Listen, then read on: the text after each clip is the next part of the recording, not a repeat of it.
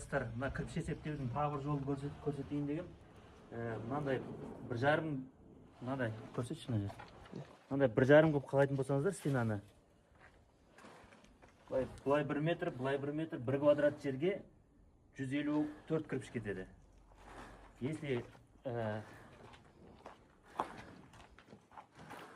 мынандай 1 кірпіш қалайтын болсаңыздар, 1 квадрат жерге 102 кірпіш кетеді. Енді оны қалай есептейміз? Квадратты қалай есептейміз? Қазір көрсетейін. Енді қалай есептейміз?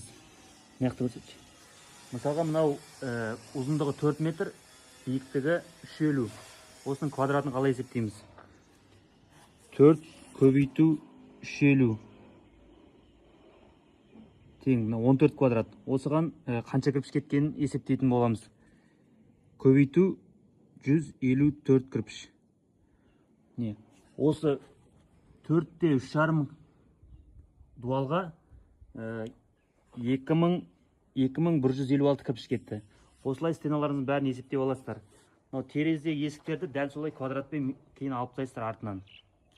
Ал мына терезені алып тастауды көрсетейін. Қараңыз, мына терезенің ұзындығы 1,80, биіктігі 2 метр. Мынақты көрсет. Ені 1,80 көбейту 2 метр. Осы тереземіз 3-те 6 квадрат. Осыдан көбейтеміз 1 квадратқа кететін 156 кірпішті. Дәл осы терезенің орнына 565 кірпішті минусовать етіп тастайсыздар. Солай терезелердің размерін, есіктердің размерін алып тастайтын боласыздар.